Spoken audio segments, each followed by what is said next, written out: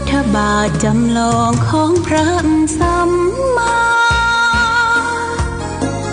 องค์พระศาสดาพุทธบูชากราบไหว้องค์พระเจ้าฝางอุดมศิลป์ผู้สร้างสรรค์มานานไกลนามอุดมก้องไปสมนายชายาก่อนเป็นวัดร้างโบราณสืบสาน2524พระมหาราชครูเกษราปัญญาปรมาติกาจารย์จากวัดดับภัยเชียงใหม่สืบสานเวลาผ่าน131 ปีนานไกล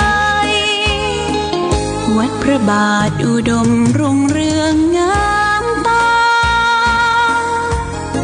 เจ้าน้อยบุญทาวงศาข้าหลวงพวงเชียงใหม่ปกครองหัวเมืองฟ้าทุ่มเทแรงกายแรงใจทุกชาติพันธุ์รวมใจรักษามัคคี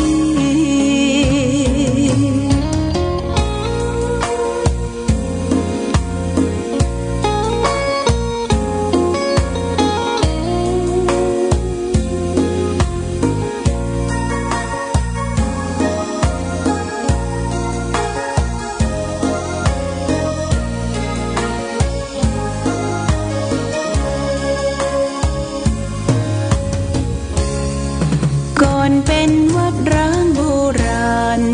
สืบสาน2524พระมหาราชครูเกษราปัญญาปรมาติกาจารย์จากวัดดับภัยเชียงใหม่สืบสานเวลาผ่าน131 ปีนานไกลวัดพระบาทอุดมรุ่งเรืองงามตาเจ้าน้อยบุญทาวงศาข้าหลวงพวงเชียงใหม่ปกครองหัวเมืองฟ้าทุ่มเทแรงกายแรงใจทุกชาติพันธุ์รวมใจรักษามัคคี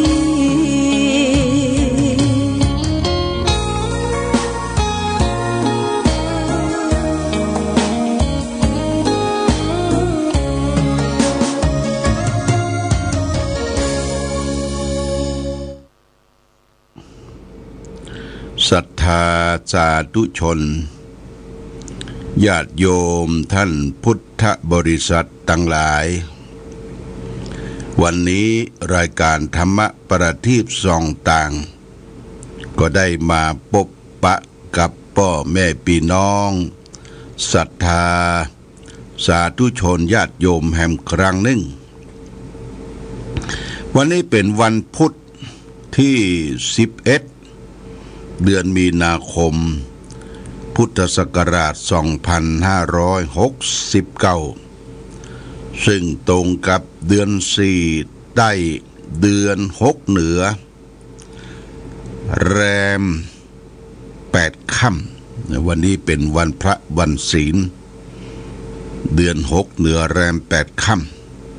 ำวันพระวันศีลถือว่าเป็นวันสำคัญของหมู่เฮาชาวพุทธทั้งหลาย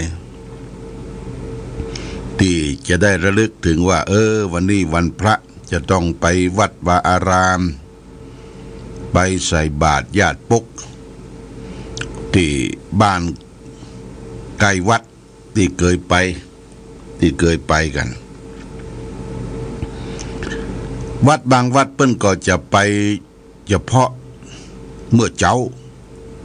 ใช้บาตรญาติปกรับศีลรับพรจากผู้เจ้าแล้วก็ไปทำการทำงานของไผของมันบ่ค่อยจะนิยมกันไปตลอดทั้งวันเหมือนกับเข้าวัดสาออกวัดสาในกลางพรรษาเพราะมันมีการเทศน์ธรรมแสดงธรรมแต่ประการใดทางบ้านเฮาแต่ในความเจริญในที่อย่างในจังหวัดในกรุงเทพเนี่ยเพิ่นจะมีตลอดทั้งวันมีการปฏิบัติธรรมมีการฟังเทศน์ ก็ญาติโยมก็แต่งชุดขาววาสุกอุบาสิกาไปนอนจองนอนวัดพักผ่อนพักผ่อนผ่อนกายผ่อนใจปฏิบัติธรรมกันไปแต่ตั้งบ้านเฮาก็นิยมไปเฉพาะใส่บาตรญาติปกมีบางทีก็ไม่มีบางวัดก็บ่มีเพิ่นก็ใส่บาตรตามอัธยาศัยที่ทุเจ้าออกรับบิณฑบาตอันนี้เป็นเรื่องวันพระวันศีลเดือน6เหนือแรม8ค่ำญาติโยมก็เมื่อคืนเขาก็ได้รับน้ำฟ้าน้ำฝนตกลงมาแต่บ่มีลมแรงแต่ประการใดมันตกม่วนตกใหญ่ใกล้แจ้งมาฝนก็หยุดตกกรมอุตุนิยมบอกว่าก็ยังจะมีฟ้าฝนลมแรงทางโซนภาคเหนือพัดพามาจากประเทศเมียนมาตั้งบนพัดพามาจากประเทศจีนมาสู่บ้านเฮาเมืองเฮาก็ต้องระมัดระวังฟังเสียงการประกาศของกรมอุตุนิยมเปิ้นประกาศว่าวันใดจะมีฟ้าฝนมีลมแรงก็ต้องระมัดระวังญาติโยมจะไปอยู่กลางแจ้งจะไปอยู่ใต้ต้นไม้ใหญ่เวลาฟ้าฝนตกลงมานักลมแรงเนี่ยให้หยุดพักในขณะที่ขับรถอยู่นะขับรถเนี่ยเข้าข้างทางเข้าที่เข้าต่างการขับรถนั้นก็บ่จำเป็นจะต้องไปอยู่ไกลปืนต้นไม้อันนี้ระวัดระวังเช่นเดียวกันอันนี้ก็แจ้งภัยแก่ญาติโยมท่านสาธุชนทั้งหลายอากาศดีก็เป็นอากาศที่บริสุทธิ์เราตื่นขึ้นมาได้รับความชุ่มชื่นเย็นอกเย็นใจเป็นสภาพสิ่งแวดล้อมใกล้ตัวเฮาบ้านเฮาเมืองเฮาถือว่าเป็นบ้านร่มบ้านเย็นบ้านเห็นบ่ล่าบ้านห้าบ่ลงที่บ้านร่มบ้านเย็นก็เพราะว่าร่มเย็นในทางศาสนาศาสนาพุทธศาสนาอื่นที่เฮานับถือกันมาบ้านเปิ้นเมืองเปิ้นเกิดกริยุคก็คือเกิดแย่งชิงที่อยู่ที่อาศัยเกิดสงครามพิษระเบิดมาต่อสู้กันยับยั้งบ่ฮือมีระเบิดปรมาณูอย่างที่เราได้ยินข่าวแต่ประเทศตะวันออกกลางประเทศอิหร่านก็ถูกสหรัฐอิสราเอลนี่เขาโจมตีว่าอย่าไปอย่าไปทำเพราะว่าถ้ามันมีสัจจะมีปรมาณูอยู่ในครอบครองมันมีสัจจะจะไปเบียดเบียนประเทศใกล้เคียงถืออำนาจบาดใหญ่อันนี้เพื่อต้องระมัดระวังดูแลกันทั่วโลกมีความชุ่มชื่นแจ่มใสเบิกบานบ่ฮือภัยสงครามที่ได้เกิดขึ้นญาติโยมนะมาอู้ถึงบ้านเฮาที่ว่าบ้านร่มบ้านเย็นบ้านเห็นบ่ร่าบ้านห้าบ่ลงร่มเย็นเป็นสุขคือร่มกายร่มใจเฮาได้ร่มใบบุญจากพุทธศาสนาพุทธศาสนาเป็นศาสนาประจำชาติไทยมีคนนับถือมากที่สุด90 กว่าเปอร์เซ็นต์แต่บ่ได้เขียนบรรจุอยู่ในรัฐธรรมนูญว่าเฮาเป็นศาสนาพุทธบ่ได้เขียนบรรจุไว้แต่เพียงรับทราบรู้ทั่วกันแม้แต่องค์พระบาทสมเด็จพระเจ้าอยู่หัวก็ยังเป็นองค์เอกศาสนูปถัมภกเป็นผู้ยอยกพระพุทธศาสนาและก็เป็นพุทธมามกะตามในกฎบนเทียนบานว่า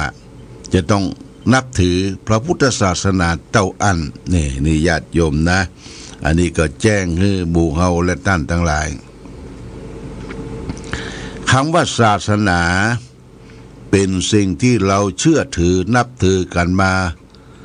ตั้งแต่โบราณกาลศาสนาพุทธเข้ามาสู่สุวรรณภูมิสู่ประเทศไทยเนี่ย1,000 กว่าปีนะญาติโยม1,000 กว่าปีจะมาที่จังหวัดนครปฐมก่อนสายหนึ่งและสายหนึ่งก็มาทางจีนเข้ามาทางโซนเหนือแล้วก็เอาก็นับถือกันมาก่อนการนั้นมีวัดวาอารามวัดวาอารามวัดห่างวัดเกลือนี่จะมีนักตามริมแม่น้ำฝางแม่น้ำปิงญาติโยมเป็นจะได้จะต้องมีวัดใกล้แม่น้ำเพราะว่าการสัญจรเดินทางสมัยก่อนโบราณเฮาบ่มีถนนหนทางนะมันมีรถยนต์ใช้การเดินทางทางแพทางเรือทางแพทางเรือนี่ทอไปมาหาสู่กันชุมชนต่างๆก็สร้างหลักปักฐานเป็นบ้านเป็นช่องเป็นชุมชนอยู่ริมแม่น้ำฝางเนี่ยอย่างแม่น้ำฝางเอาเนี่ยนะมีวัดห่างวัดเกลือนักในที่อยู่ของชุมชนวัดห่างนั้นเพิ่งก็จะสร้างวัดสร้างวัดแล้วก็โดยเฉพาะอย่างยิ่งสร้างวัดแล้วก็รอพระพุทธรูปประติมากรรมสร้างพระพุทธรูป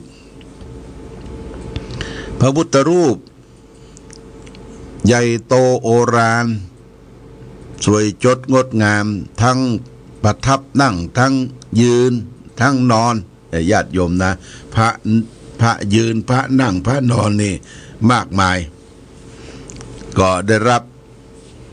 พระพุทธรูปโบราณนี่เขาก็จะไปดูกันหลายวัดอย่างเช่นวัดท่าตอนเนี่ยวัดท่าตอนพระอารามหลวงก็ได้มาจากวัดพระธาตุศพฝาง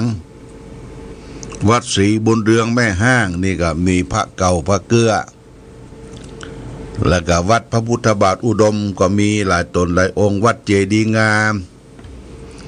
วัดศรีบุญเรืองสองแควเนี่ยมีพระเก่าพระเกื้ออยู่ประดิษฐาน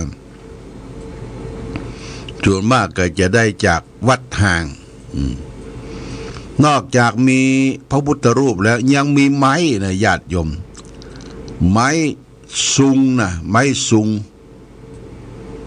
ไม้แดงไม้ซักเนี่ยโอ้บางที่ไปปะไปพบนอนอยู่ก้นนอนอยู่ก้นวังนอนอยู่ก้นตาน้ำเปิดเอาแหลมไปแตงเสาะป่านี่ไปปะใส่มันเป็นไม้แล้วก็ไปดูว่าเป็นไม้ต้นใหญ่ก็เอาไม้นั้นขึ้นไม้แดงไม้เต็งไม้รังไม้ตะเคียนไม้ซักได้ไม้ใหญ่มาแล้วเพิ่งก็โอ้ไม้นี่เป็นมงคลก็เลยเอาไม้น่ะมาเจาะมาแกะสลักเป็นพระนอนเป็นพระยืนพระนอนใหญ่ที่หันในเมืองฝางนี่ก็จะมีอยู่ที่วัดสีมงคลสันทรายเนี่ยนะญาติโยมนะพระนอนที่ได้ไม้มานะวัดปางซักตำบลแม่สูนนี่ได้ไม้มาจากแม่น้ำฝาง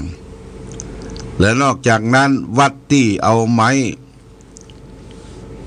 จากแหล่งน้ำไม้เก่าไม้เกลือก็คือวัดดงพระเจ้าตำบลแม่คาหรือวัดดงพระแคน่ะญาติโยมลงไปพอเนอะวิหารกุฏิตุเจ้าเปิ้นพร้อมคณะกรรมการได้ไม้มาจากแม่น้ำฝางแหล่งของการล่องซุงสมัยก่อนนะล่องซุง แม่น้ำฝางนี่ก็ล่องแต่ไหลขึ้นเหนือแต่เพิ่นจะเอาไปทางใต้ก็ได้ล่องฝืนน้ำไปโผล่แม่น้ำปิงจากแม่น้ำปิงก็ล่องไปเอาไปสร้างวัดสร้างวาสร้างวังแปลงบ้านแปลงจองสมัยก่อนโบราณไม้มีความสำคัญบางทีก็เอาไปควักไปแกะเป็นพระบูชาถ้าไปเมืองลาวนี่ญาติโยม12 ปันนาน่ะจะมีถ้ำหนึ่งชื่อว่าถ้ำติ่ง12 ปันนาเนี่ยโอ้ไม้แกะสลักเป็นพระพุทธรูปเต็มไปหมดเต็มไปหมดเบิ่นมีไม้มาแกะได้ไว้ได้สาถ้ำติ่งที่เมืองลาวอันนี้ไม้มีความสำคัญแต่ปัจจุบันนี้เขาก็ต้องรักษาไม้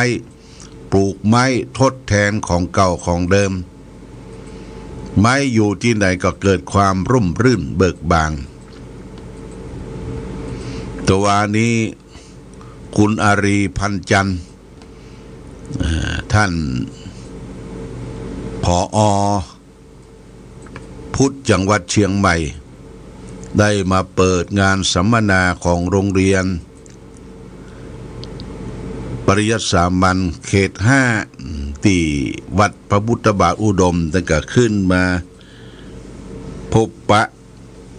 มานมัสการที่กุฏิหลวงพ่อว่าโอ้วัดพระพุทธบาทนี้อุดมนี่ล่มรื่นเนอะหลวงพ่อก็บอกว่ารักษาไม้เก่าอันเดิมไว้มีไม้เหี่ยวไม้เต็งไม้รังรักษาไว้มันร่มรื่นนอกจากนั้นก็พื้นนั้นก็มีการปลูกการฝังแล้วก็เพาะกล้าไม้เป็นดงเป็นว่านเป็นอย่างนี้เต็มไปหมดก็ทำให้เกิดความร่มรื่นเนี่ยญาติโยมท่านสาธุชนก่อนการที่ประมาณสัก30 ปีเนี่ยหลวงพ่อไปอบรมเป็นธรรมทายาทอยู่ที่วัดชนประทานรังสฤทธิ์อบรมธรรมทายาทในการเผยแผ่ธรรมวัดชนประทานนั่นก็มีหลวงพ่อปัญญานันทะเป็นเจ้าอาวาสเพิ่นมีโครงการคัดสรรตัวเจ้าไปอบรมแต่เปิ้นฮื้อสโลแกนธรรมะของธรรมทายาทว่าสร้างวัดให้รื่นรมสร้างสังคมให้สงบและให้เคารพพระรัตนตรัยสร้างวัดให้รื่นรมเนี่ยวัดเราจะต้องเป็นรมนิยสถานญาติโยมบ่ใจว่าเขาจะปลูกจะฟางเป็นคอนกรีตเป็นกุฏิวิหารเป็นศาลาโรงโบสถ์เจดีย์ เต็มไปหมดแต่บ่มีต้นไม้ต้นตอกบ่มีการเพาะกล้าบ่มีการเอาว่านเอาอย่างมาประดับประดานี่มันแห้งผากนะญาติโยมมันแห้งผากเข้าวัดไปเมื่อใดก็เลี้ยวซ้ายแลขวามันบ่ชุ่มชื่นเบิกบานเพราะนั้นสร้างวัดให้ลื่นลมเนี่ยก็คือหมายความว่าเราต้องปลูกต้องฝังต้นไม้ต้นตอกรักษาไว้พระบาทสมเด็จพระเจ้าอยู่หัวรัชกาลที่9ท่านบอกว่าไม้มันเกิดขึ้นเองตามธรรมชาติไม้มันเกิดขึ้นเองตามธรรมชาติเพียงแต่เราไปปรับรูปแบบรักษาไม้ที่เกิดขึ้นจากธรรมชาตินั้นก็จะทำให้ที่นั่นที่อยู่ที่อาศัยร่มรื่นดอยตุงญาติโยมดอยตุงก่อนสมเด็จย่าจะมาแปลงที่ประทับบนดอยตุงนะมาแปลพระราชฐานก่อนดอยตุงเนี่ยโอ้ถูกผู้คนทำไร่เลื่อนรอยเป็นดอยหัวล้นดอยหัวล้น สมเด็จย่าว่าจะมาพัฒนาโดยตรงปลูกดอกปลูกดวงปลูกต้นไม้เป็นที่ขึ้นชื่อเป็นที่เอวเป็นที่ไหวที่สาพระราชฐานบนดอยตุงก็ตอนนี้สมเด็จย่าเปิ้นกับสวรรค์แล้วก็พระเทพรัตนราชสุดาพระเทพก็ได้มาดูแลต่อแต่ว่าวันซืนหันข่าวว่าพระเทพมาประชุมที่ดอยตุงมาประชุมเพื่อให้พี่น้องท้องถิ่นชุมชนรักษาดอยตุงต่อยอดจากสมเด็จย่าห้ามทำลายต้นไม้และปลูกพืชเศรษฐกิจปลูกพืชเศรษฐกิจพิษน้ำมันอย่างกระจำบ่ได้นะญาติโยมนะมันเป็นผลหมากรากไม้เนี่ยออกมาพิษน้ำมันแล้วก็น้ำมันนี่ใจเป็นน้ำมันว่านแล้วก็รักษาสภาพท้องถิ่นคือปลูกกาแฟห้ามตัดไม้เลื่อนลอยละไม้เก่าที่มีอยู่เนี่ยเกิดขึ้นอยู่ดั้งเดิมเนี่ยเปิ้นก็รักษาไว้เป็นไม้ก่อไม้กอกไม้เต็งไม้ลังไม้ประดูไม้แงะไม้เป่านี่ไม้ไล่ไม้บงนี่รักษาไว้ให้ร่มรื่น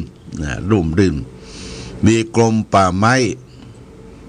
ที่จะอนุรักษ์รักษาช่วยกันเมื่อไม้ดีป่าดีก็มีสัตว์มาอยู่แล้วเป็นว่ามีเก้งมีกวางมีเลี้ยงผาโดยว่ามีเก้งมีกวางมีเลี้ยงผานั้นก็เป็นที่อยู่อาศัยของสัตว์ทั้งหลายทั้งปวงเกิดขึ้นมานะที่บนดอยตุงเนี่ยญาติโยมเขาก็จะได้ดูธรรมชาติที่พลิกฟื้นขึ้นมามีชีพมีชีวิตชีวาขึ้นมาได้ดังบ้านเฮาก็เหมือนกันอย่างบนดอยปูมื่นนะบนดอยผ้าห่มปกเนี่ยเป็นแหล่งผลิตน้ำเป็นแหล่งน้ำสำคัญน้ำแม่แรงที่เขาได้มาใจกันถึงวันเนี่ยน้ำไม่แห้งแล้วก็บนดอยผ้าห่มปกบนขุนน้ำเย็นจากป่งน้ำร้อนอยู่บนดอยมดญาติโยมนะถ้าไปทำลายไปตัดต้นไม้แหล่งต้นน้ำลำธารเนี่ยน้ำมันก็จะเหือดแห้งเป็นน้ำท่วมน้ำหลากน้ำพุน้ำพังแล้วก็เดือดร้อนกันละญาติโยมเดือดร้อนกันอันนี้สำคัญนะสำคัญแหล่งน้ำนี่เป็นแหล่งสำคัญน้ำนี่เป็นปัจจัยที่หนึ่งของชีวิตที่ไหนมีแหล่งมีน้ำมีความชุ่มชื่นเบิกบานแต่ก่อนเปิ้นว่าเมืองฝางเป็นเมืองอุดมสมบูรณ์พูนสุขในน้ำมีปลาในนามีข้าวปืนดินมีทรัพยากรมีแมงมันมีเห็ดถอบมีอย่างหลายๆอย่างดังบนเฮาก็มีนกมีหนูมีผักไม้ไส้เครือมีมดส้มนี่ญาติโยมนะอันนี้คือเขาช่วยกันช่วยกันอนุรักษ์รักษาช่วยกันช่วยกันกอยพระสัมมาสัมพุทธเจ้าท่านปกครองสงฆ์ได้บัญญัติพระวินัยว่าพระสงฆ์เนี่ยจะไปทายมูลสุม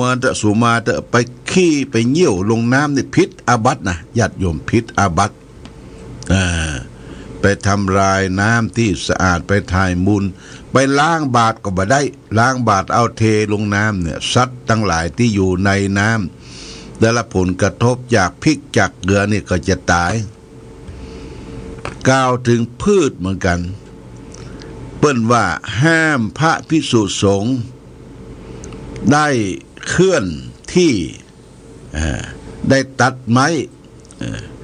ได้จากหญ้าจากโกงนี่ก็ผิดศีลพิษอาบัติผิดศีลผิดอาบัติ ราะฉะนั้นจึงเป็นปากเป็นจากับลูกศิษย์ขยมนะคือทำความสะอาดดูแลต้นไม้ต้นตอกดูแลเก็บพืชพันธุ์รักษาไว้โบราณเพิ่นจึงบอกว่าเดินต้าเดินต่างไปพักปืนเกาไม้จะไปหักกินก้านจะไปรานเอากินเอาก้านตีต้นไม้ฮื้อร่มฮื้อใบฮื้อเงาเฮานะมันผิดวินัยผิดจารีตผิดประเพณีนะนี่เป็นกรรมที่โบราณเพิ่นบอกว่าไปอยู่ปืนเกาไม้อาศัยร่มเงาแล้วจะไปหักกินหักก้านต้นไม้ที่ฮื้อร่มฮื้อเงาอันนี้ก็ย้อนมาสู่เฮาและท่านทั้งหลายเนี่ยเฮาอยู่ที่ไหนเนี่ยทำประโยชน์ให้แก่ที่นั่นอยู่บ้านไผผู้ใดอยู่บ้านเปิ้นอย่าได้นิ่งดอดายนิ่งนอนดายปั้นงัวปั้นควายให้ลูกท่านเล่นเป็นปริศนาธรรมอยู่ที่ไหนทำประโยชน์ที่หั่นให้เกิดความร่มรื่นเบิกบานพัฒนาช่วยกันคำว่าพัฒนานี่ญาติโยมไม่ใช่ว่าเอาไปเพี้ยวไปถากไปถางเอาของเก่าออกหมดนะไม่ใช่พัฒนาคือทำสิ่งที่มีอยู่แล้วเนี่ยให้มันดีขึ้นเจริญขึ้นบ่ลืมของเก่าและบ่เมาของใหม่เป็นหัวใจของพัฒนาตัวเฮาก็ต้องพัฒนาเด้อญาติโยมตัวเองตัวเก่านี่ต้องพัฒนาพอแก่ตัวมาแล้วทุกสิ่งทุกอย่างมันเปลี่ยนแปลงไปผมที่ดำก็กับขาวตาที่ยาวก็กับสั้นเขี้ยวที่มั่นก็กับคอนนางเคยตึงก็ย่อนยานแต่เขาจะพัฒนาให้มันทรงตัวอยู่ได้เนี่ยผมขาวก็ย้อมดำตาที่เคยบหันชัดหันชัยก็ใส่แว่นใส่ยังไปหาหมอพิจารณาดูหูได้ยินเสียงบัดชัดเจนก็มีโรงพยาบาลปรับปรุงเรื่องโสตะเรื่องหูเนื้อหนังมังสังมันเหี่ยวมันโย่นที่ไหนเขาก็ต้องหาสิ่งนั่นสิ่งนี้มารูปมาไร้ดูแลตัวเองตัวเก่านี่คือการพัฒนาคือทำสิ่งที่มีอยู่แล้วเนี่ยให้ดีขึ้นเจริญขึ้นไม่ใช่ปล่อยปะละเลยเป็นพลุงพลังผมยุ่งปากแห้มญาติโยมนะบ่พัฒนาตัวเองตัวเก่าซ้ำกินเหล้าทั้งวันทั้งคืนนี่บ่พัฒนาตัวเองตัวเก่าไผก็ไปอยู่ตัวเตวดาก็ไปอยู่ตัวเฮาบ่สะอาดตัวญาติโยมนะวัดวาอารามที่อยู่ที่อาศัยตัวเองตัวเก่าต้องพัฒนาให้สะอาดกายผ้าผ่อนต้อนสบายให้สะอาดที่รับที่นอนให้สะอาดที่กินที่อยู่ให้สะอาดนอกจากนั้นก็พัฒนาที่อยู่ที่อาศัยให้เกิดความร่มรื่นเทวดาก็มาละเทวดาก็มาคุ้มครองรักษาเพราะบุคคลนั้นเป็นคนเอาใจใส่พัฒนาตนเองพัฒนารอบๆตัวคือทำให้ร่มรื่นเจริญขึ้นอย่างนี้เป็นต้นเพราะฉะนั้นที่ท้าความหนึ่งก็พาฝนตกลงมาพอถึงเดือน8นี่เขาก็จะปลูกฝังนะญาติโยมนะปลูกฝังพักไม้ไส้เครือปลูกถั่วปลูกงาปลูกเคราปลูกก้าเตรียมตัวเตรียมใจไว้บ้านต้องมีความร่มรื่นสร้างวัดให้ร่มรื่นสร้างสังคมให้สงบและก็ให้คนเคารพพระรัตนตรัยพระพุทธประธรรมประสงค์นี่ฝากไว้เอาละวันนี้รายการธรรมประทีปส่องต่างได้มาพบญาติโยมท่านสาธุชนทั้งหลายก็พอสมควรแก่กาลเวลาขอความผาสุขความมีธรรมจงมีแก่ศรัทธาสาธุชนญาติโยมทุกท่านรายการธรรมประทีปส่องต่างต้องขอลาก่อนขอผู้ฟังจงตั้งมั่นจิตหันษาด้วยธรรมะขององค์พระพุทธาได้นำพาให้เกิดความสุขสงบเย็นขอเจริญพร